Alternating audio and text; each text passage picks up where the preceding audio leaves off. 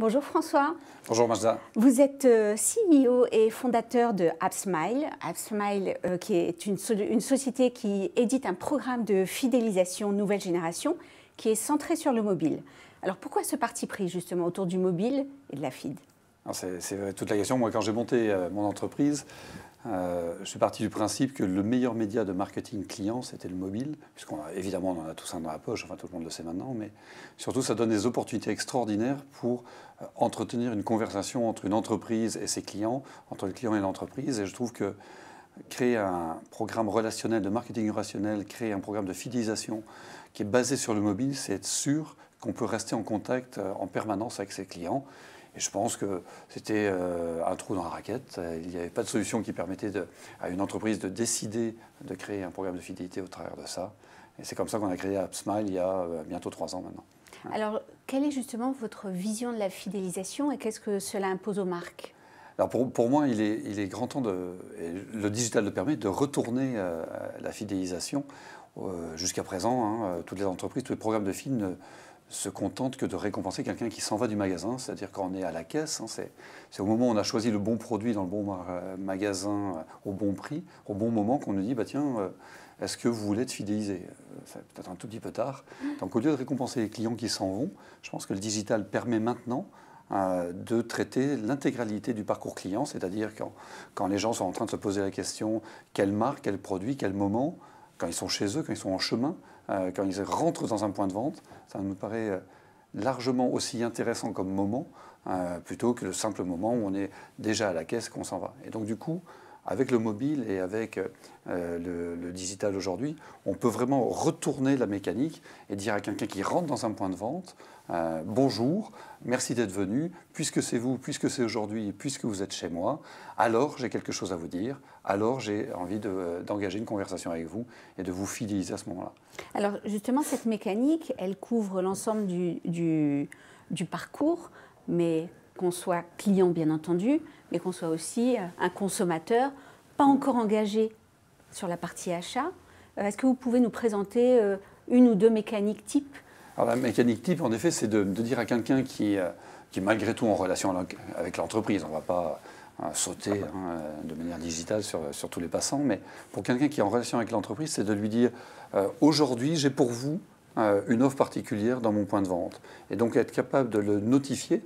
On peut faire du push notification parce que la personne passe à proximité, parce que quelqu'un a décidé de lancer une application, ou tout simplement parce que quelqu'un est en relation avec la marque. On peut dire, venez me voir aujourd'hui, j'ai quelque chose à vous dire.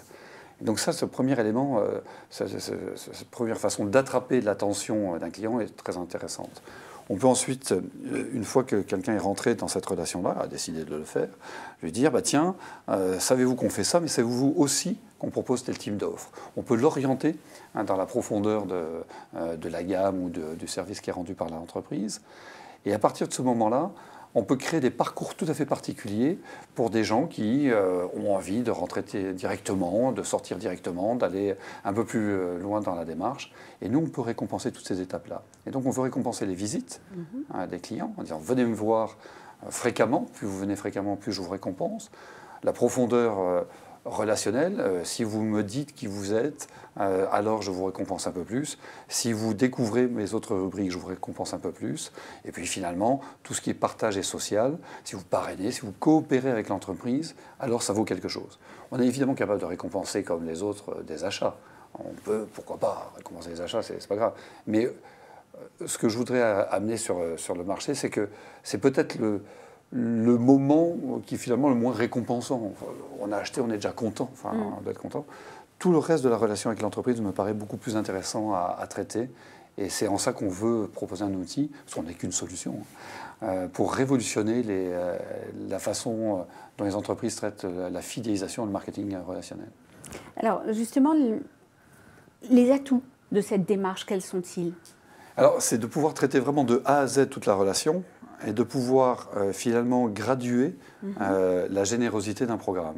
On peut dire qu'évidemment, dans la presse, ici, on est dans un média, donc on peut dire que la visite et le trafic est l'élément le plus important. Si je suis dans un point de vente, si je suis dans autour d'une marque, ce qui est important, c'est la connaissance client. Si je suis une marque qui ne connaît pas son client parce que c'est le distributeur qui la connaît, toutes les informations de profiling et toutes les informations de profil et de connaissance client sont vachement importantes. La data est plus importante. Et évidemment, si je suis un retailer assez classique, il y a la fréquence d'achat, il y a la profondeur d'achat et toute la gamme. Donc du coup, on peut, avec cette démarche-là, moduler et décider que une visite vaut peu de choses, alors que la découverte de tel univers vaut beaucoup plus, et que peut-être le partage, le commentaire vaut encore plus. Ou le téléchargement d'une application. Ou le téléchargement d'une application. Alors c'est un peu délicat de récompenser quelqu'un pour télécharger une application, parce que Apple l'interdit, mais on peut en revanche inciter les gens à coopérer avec la marque en notant une application, en disant tiens, je la trouve bien, donc en disant finalement au réseau, aux autres, prenez-la, elle est super intéressante, etc. Tous les commentaires et les partages qu'on peut faire remonter au travers d'une application mobile et au travers de tous les supports digitaux de la marque donnent énormément de valeur à la relation. Alors, dites-nous, comment est-ce que AppSmile concrètement aide les marques? Quel type de marque? Est-ce qu'il y a des secteurs de prédilection? Et comment est-ce que vous les aidez concrètement à mettre en place cette stratégie de fidélisation autour de cet outil paradoxalement, on est une start-up. Alors évidemment, on voit un outil, mais très en amont de cet outil, on approche les entreprises sur une démarche très marketing. Toutes les entreprises sont capables de vous dire voilà ma proposition de valeur, voilà ma plateforme de marque. Très peu d'entreprises sont capables de dire c'est quoi être un client chez moi.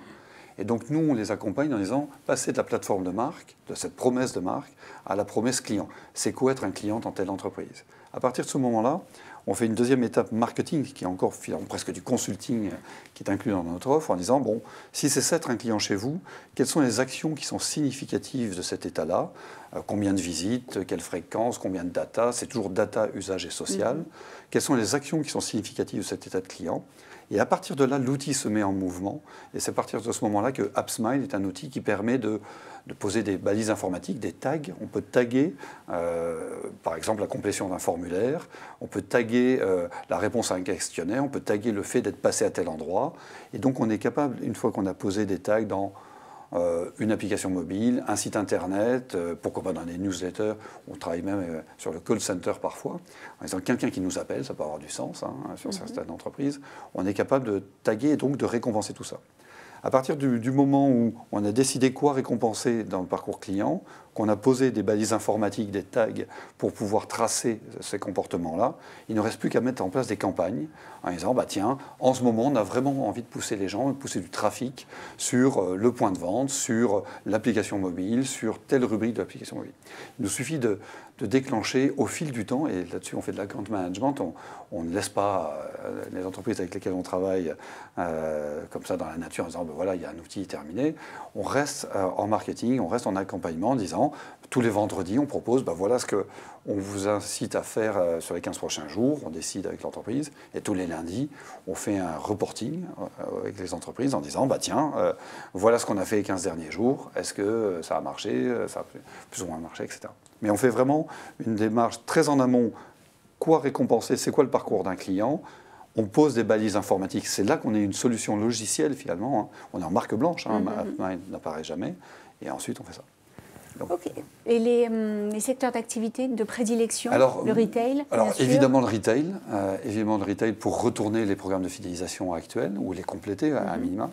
On s'intéresse beaucoup à la presse, parce que la presse passant du papier, du print et du print acheté au digital quasi gratuit, il est intéressant de pouvoir revaloriser les inventaires publicitaires. Et puis on s'intéresse à un autre secteur qui est très important pour nous, c'est tout ce qui est industriel, marque, etc. Toutes ces entreprises-là. Prenons un exemple, toute l'industrie pharmaceutique ou les cosmétiques, qui ne connaissent pas leurs clients, qui n'ont pas l'adresse de leurs clients, qui ne savent pas s'il y a des familles ou si des célibataires. Tous ces gens-là ont énormément besoin de reprendre la main et de recomprendre leur clientèle. Donc voilà à peu près comment on travaille aujourd'hui. Eh ben, merci beaucoup François. Merci beaucoup.